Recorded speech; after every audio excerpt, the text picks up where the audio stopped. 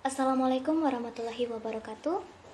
Halo teman-teman semua, perkenalkan kami dari kelompok 3, mahasiswa program studi statistika Universitas Negeri Gorontalo.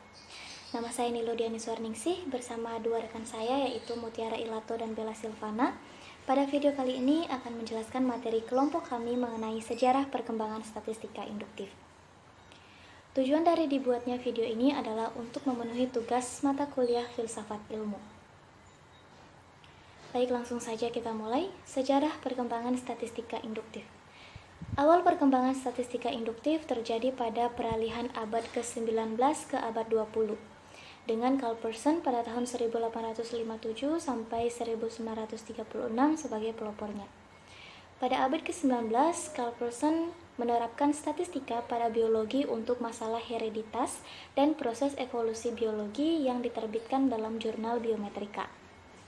Dari tahun 1893 sampai 1912, Carl Pearson menulis 18 paper yang berjudul Kontribusi Matematika ke Teori Evolusi yang berbasiskan analisis regresi dan koefisien korelasi. Pearson menciptakan istilah standard deviation. Pada tahun 1900, Carl Pearson menemukan uji Q kuadrat untuk tabel X kontingen dua arah.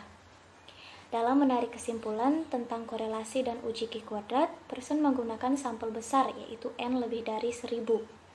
Analisis data yang digunakan Pearson mengasumsikan data menyebar normal. Sehingga pada Biometrika volume 1 yang diterbitkan tahun 1901, sebagian besar penelitiannya menggunakan ukuran contoh besar. Sebelum tahun 1912, sedikit sekali penemuan di bidang pengujian hipotesis sampai akhirnya W.S. Gosset pada tahun 1876 sampai 1937 memperkenalkan uji tes student untuk sampel kecil. Gosset adalah seorang mahasiswa dari Carl Pearson. Pada awalnya adalah seorang ahli kimia yang bekerja di perusahaan Birkenes di Badlin. Gosset menemukan uji T untuk menemukan sampel-sampel kecil untuk quality control di perusahaan bir tersebut. Dia menerbitkan papernya dengan nama Student pada jurnal Biometrika tahun 1908. Untuk menghindari larangan dari perusahaan bagi karyawannya yang menulis di dalam sebuah jurnal. Bentuk sebaran secara matematis yang digunakan Gosset tersebut sebenarnya telah ditemukan oleh astronom Jerman yaitu Jacob Leroy Oada tahun 1875. Gosset menemukan data hasil pengukuran terhadap tinggi dan jari tangan kiri 3000 narapidana yang dipublikasikan pada volume pertama Biometrika. Nah, dengan metode Monte Carlo dipilih 750 sampel yang berukuran 4 dan diperoleh distribusi data yang mendekati distribusi teoretiknya. Sebaran tes student banyak dipakai dengan acuan dalam menduga parameter rataan ukuran contoh kecil yaitu N kurang dari 30. Metode estimasi parameter populasi yang digunakan sebelum tahun 1912 adalah metode kuadrat terkecil yang dikemukakan oleh Gauss dan metode deviasi mutlak terkecil yang dikemukakan oleh Laplace. Kedua metode ini digunakan untuk mengestimasi parameter dalam model linier. Kemudian Carl Pearson memperkenalkan metode moment untuk estimasi parameter pada tabel frekuensi. Statistika induktif mulai berkembang pesat setelah R.A. Fisher pada tahun 1890 sampai 1962 menulis paper yang sangat terkenal pada tahun 1992 yaitu On the Mathematical Foundation of Theoretical Statistics. Fisher memperkenalkan istilah specification untuk mengidentifikasi tiga problem yang muncul pada reduksi data, yaitu yang pertama spesifikasi. Dari jenis populasi yaitu bentuk matematis dari populasi mencakup parameter yang tidak diketahui. Yang kedua estimasi yaitu pemilihan metode statistik untuk mengestimasi parameter dari populasi. Kemudian yang ketiga adalah sebaran yaitu sebaran statistik dari contoh atau sampel. Tulisan tersebut memperkenalkan suatu metode yang terkenal dengan nama maximum likelihood yang digunakan untuk estimasi dan pengujian hipotesis. Pada tahun 1925 terbit buku Statistical Methods for Research Works karangan Fisher. yang berisi rancangan percobaan dan analisis varians di bidang biologi. Fisher yang cara berpikirnya dipengaruhi aliran statistika yang dianut oleh Carl Pearson, yaitu penarikan kesimpulan didasarkan pada model peluang atau model driven, merupakan promotor penggunaan cara-cara statistika di dalam bidang-bidang ilmu pertanian, biologi, dan genetika. Untuk jasanya ini, Fisher dianugerahi gelar baronet oleh Ratu Inggris, sehingga ia berhak menggunakan nama Sir Ronald Fisher. Kontribusi Fisher membuat cakupan metode pengembangan yang sesuai untuk sampel kecil seperti Gosset, penemuan presisi sebaran dari beberapa statistik sampel, dan penemuan analisis varians. Fisher merekomendasikan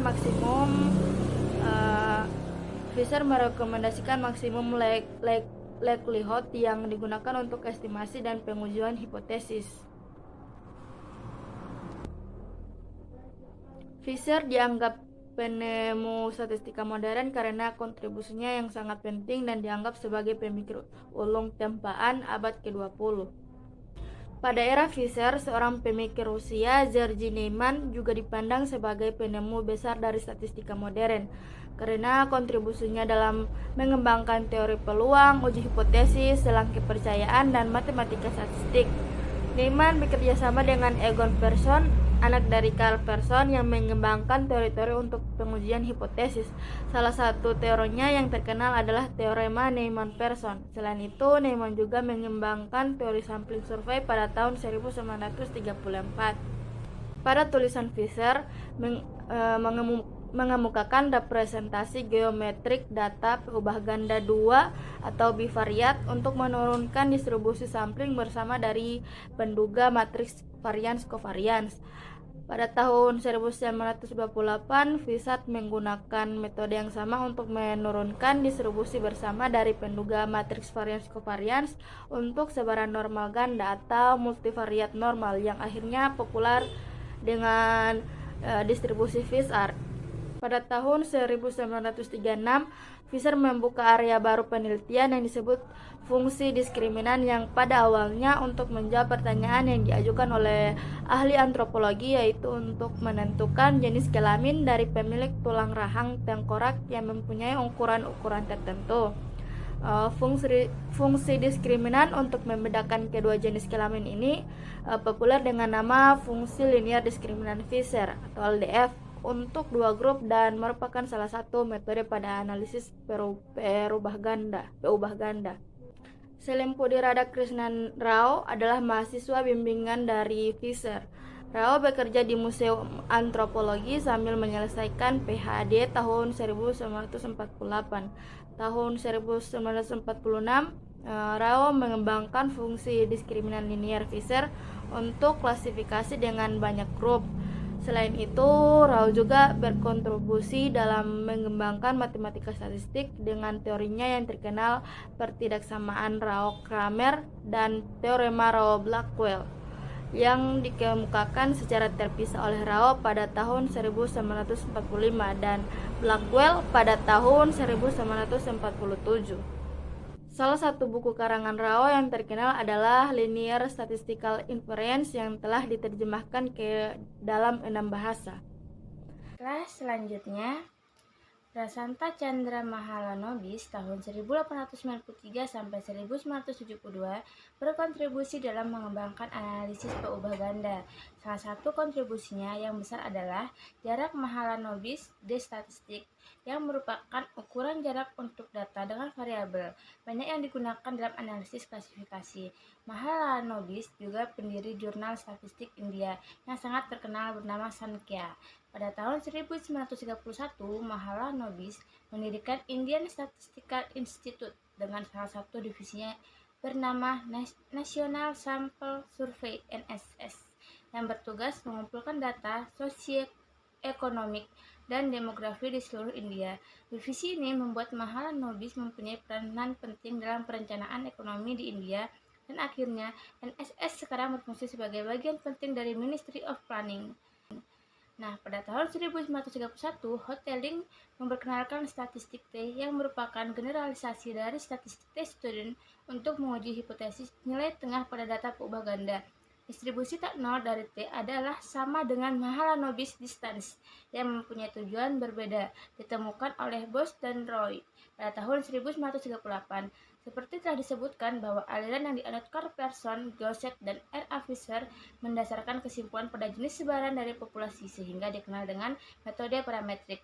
Jika asumsi sebaran populasi tidak dipenuhi, maka perlu dilakukan transformasi data.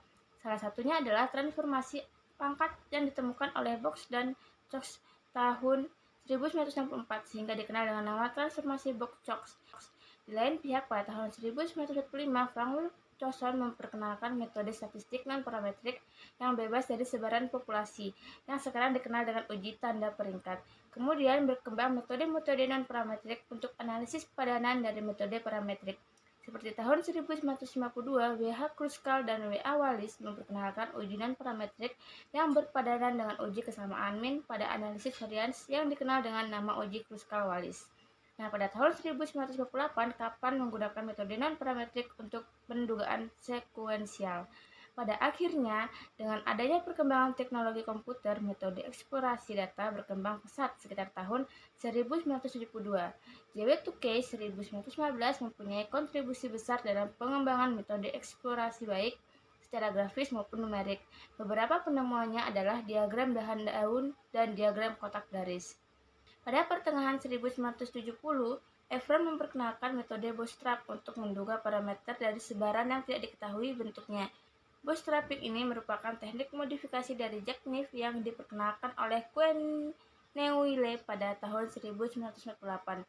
Berhubung metode ini pada awalnya tidak membobotkan model peluang, tetapi berbasis pada data, bootstrap dikenal sebagai data-driven approach pada dekade 80-an. Perkembangan metode non-parametrik mulai sering digunakan seperti pada regresi non-parametrik, estimasi distribusi dengan kernel, dan neural network. Baik, itulah tadi penjelasan mengenai sejarah perkembangan statistika induktif dari kelompok kami. Lebih dan kurangnya kami mohon maaf. Terima kasih. Wassalamualaikum warahmatullahi wabarakatuh.